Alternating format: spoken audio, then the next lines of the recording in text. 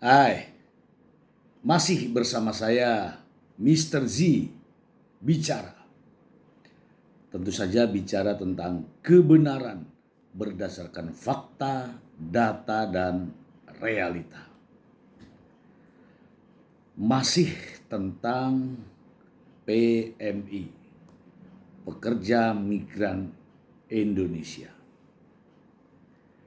Pekerja migran Indonesia adalah setiap warga negara Indonesia yang berada di luar negeri, bekerja, dan menerima upah. Itulah yang dinamakan PMI, Pekerja Migran Indonesia. Namun, beberapa bulan terakhir ini, pekerja migran Indonesia mengalami permasalahan. Memang bukan persoalan besar bagi mereka, para pejabat. Tapi bagi para PMI ini masalah besar. Mengapa? Barang kiriman milik PMI sampai saat ini masih tersimpan di gudang.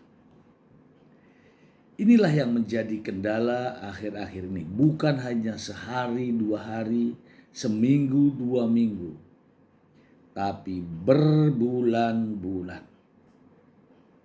Bahkan ada yang sampai 1 tahun, juga 2 tahun.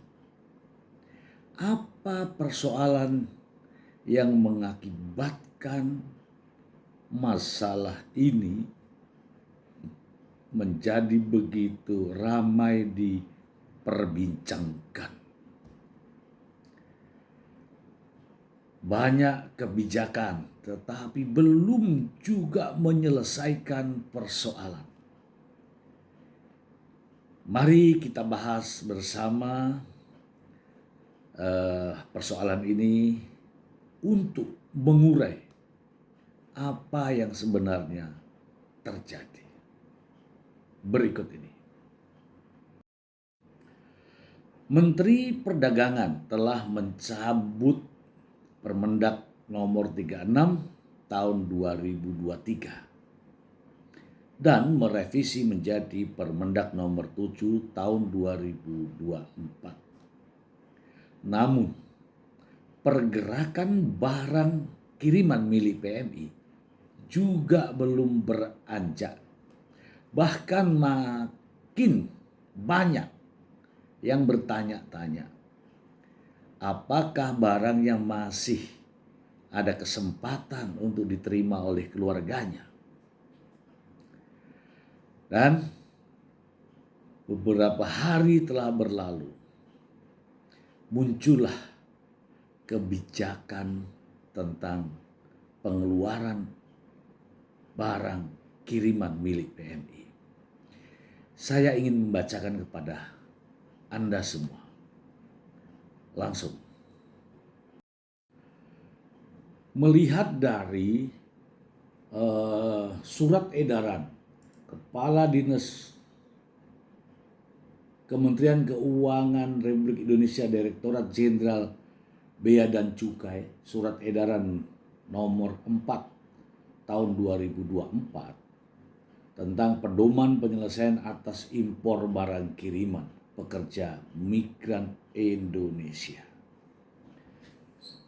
Dari sini kita sudah melihat alurnya ya, bahwa Permendak 36 dicabut, kemudian diberlakukan PMK 141 yang itu terkait dengan barang impor kiriman milik pekerja migran Indonesia. Namun yang perlu kita soroti di sini adalah pada poin E-nya. Di sini pelayanan terhadap impor barang kiriman pekerja migran Indonesia dilakukan berdasarkan Peraturan Menteri Keuangan nomor 141 tahun 2023 tentang ketentuan impor barang pekerja migran Indonesia.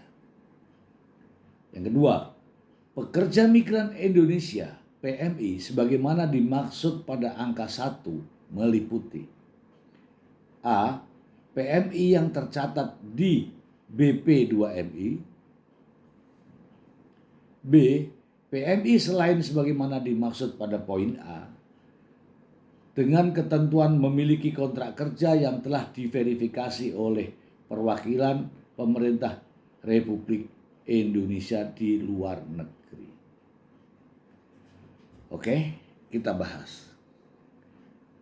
Jadi, kalau ini yang menjadi permasalahan, yang ketika ada kebijakan terkait pengeluaran barang milik PMI, maka ada kendala baru. Ketika yang disebut PMI adalah PMI yang terdaftar di EPMI, tercatat di EPMI, atau PMI yang terdaftar di WNI Peduli. Nah, masalahnya adalah bagaimana terhadap mereka-mereka yang tidak tercatat baik di EPMI maupun di WNI Peduli. Apa status mereka? Dia tidak tercatat di BP2MI atau EPMI, kemudian juga tidak terdaftar di WNI Peduli. Itu bukan karena dirinya. Ada beberapa kendala. Yang pertama, saya perlu sebutkan di sini. Kendalanya adalah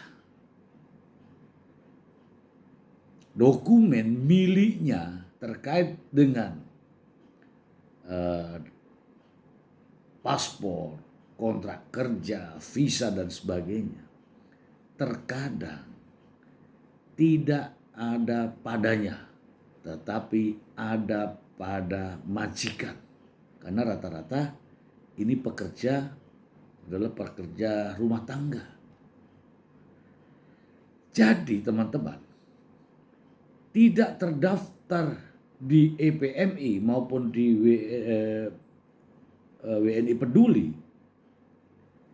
itu dikarenakan dia tidak bisa mendaftar. Karena apa? Dokumennya ada sama majikan, satu. Yang kedua, pekerja migran bukanlah orang yang memiliki pendidikan baik.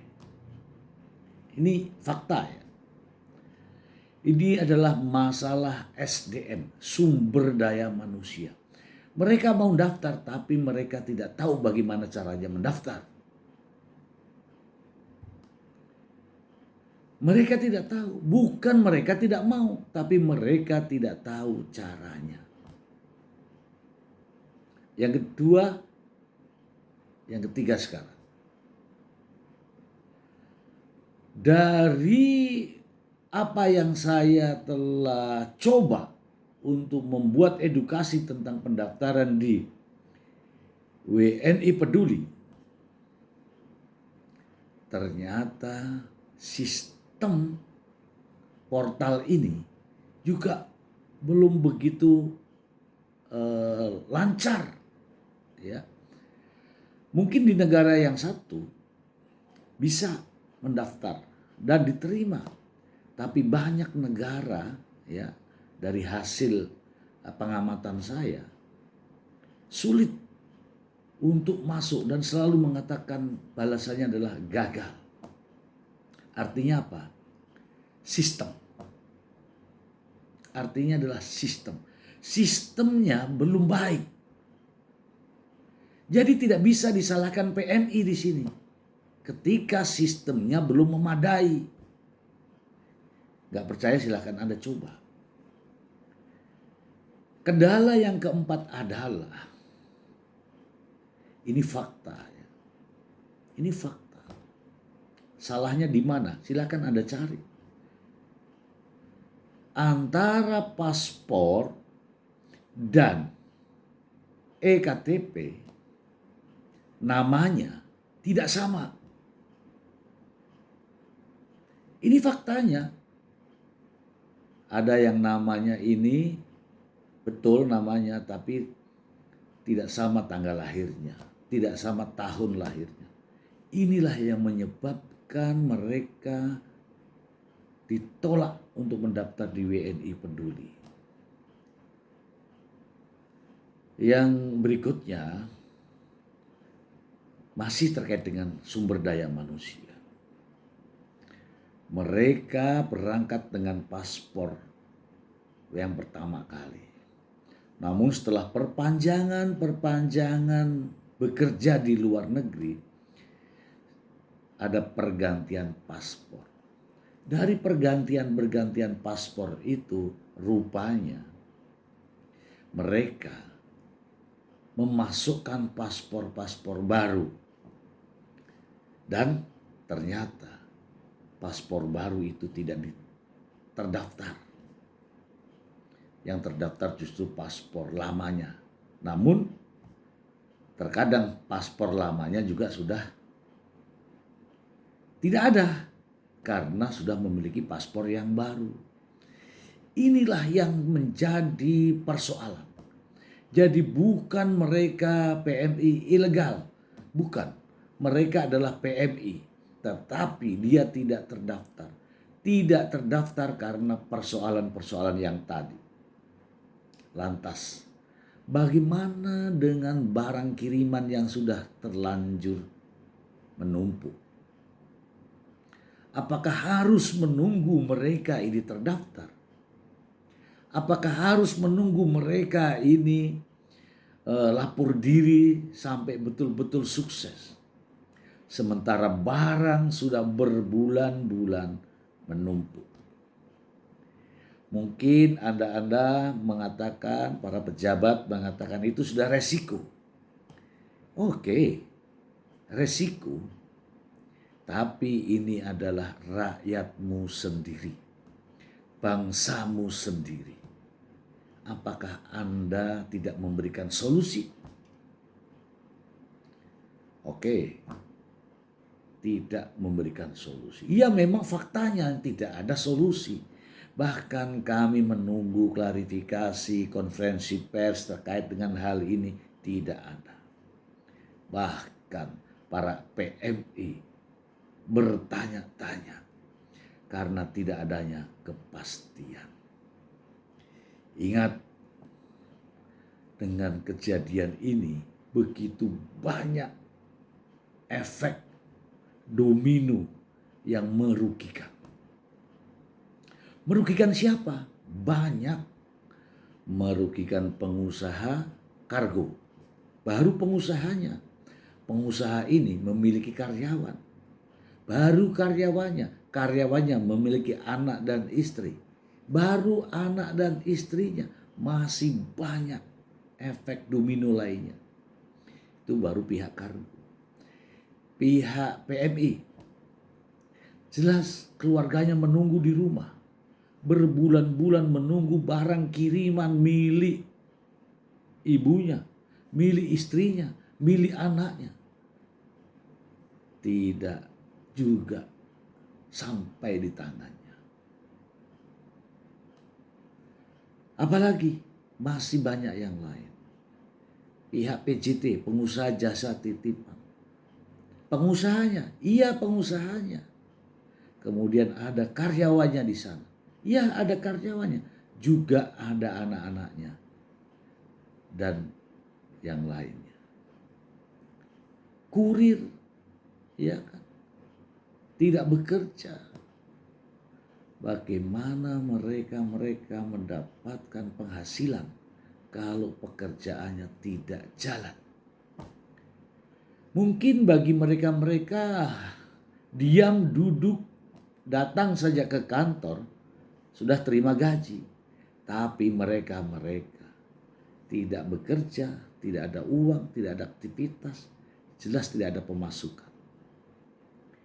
Inilah problem besar yang harus kita berikan kebijakan bersama. Dan kini setelah ada kebijakan dari sesuai dengan surat edaran, seberapa banyak para PMI yang terdaftar. Beberapa kawan saya mengatakan bahwa dalam satu kontainer, kalau ada 5 saja yang terdaftar di EPMI maupun WNI Peduli, itu sudah sangat luar biasa. Bahkan salah satu kawan saya mengatakan, satu kontainer berapa yang terdaftar? Apa yang dia katakan? 0. Tidak ada yang terdaftar. Saya tanya lagi, dari mana? Dari Timur Tengah. Ini persoalan. Dan ini dihadapi oleh bangsa kita sendiri. Bagaimana dengan bangsa lain? Mereka juga bergaul dengan bangsa-bangsa lain yang bekerja bersama dia. Dia akan bertanya, negaraku seperti ini, negaraku seperti ini. Ini namanya menyulitkan bangsanya sendiri. Masih banyak problem-problem yang lain. Ketika tidak segera diselesaikan, maka akan menumpuk masalah-masalah baru berikutnya. Saran saya, mari kita akhiri polemik ini dengan kebijakan, ya, dengan kebijakan, dengan sesuatu yang logis. Ya, kalau dibilang dalam bahasa hukum, ya, kita melakukan tindakan sepanjang tindakan itu tidak melanggar hukum dan memberikan keuntungan bagi orang lain. Saya kira itu tidak masalah, ya. Tidak ada masalah. Kemudian lain lagi kalau untuk membebaskan barang ini harus dengan mengeluarkan uang. Nah, itu masalah. Ya, itu masalah. Kemudian masalah ini sudah begitu lama, tidak bisa dibiarkan begitu saja. Harus ada tindakan-tindakan nyata yang tentu saja menguntungkan bagi mereka para pekerja migran Indonesia. Itu mungkin akan lebih baik, katakanlah, daripada mereka sampai saat ini masih menunggu barang miliknya. Ini semua perlu dilakukan diskresi. Diskresi tindakan-tindakan lain yang dilakukan oleh pejabat-pejabat yang berwenang untuk dapat melancarkan atau mencari solusi atau menyelesaikan persoalan ini. Bukan semata-mata hanya menegakkan aturan, tapi juga kebijakan yang tentunya perlu diambil guna menyelesaikan masalah yang sedang terjadi saat ini, yaitu masalah menumpuknya, tertahannya barang milik PMI. Demikian.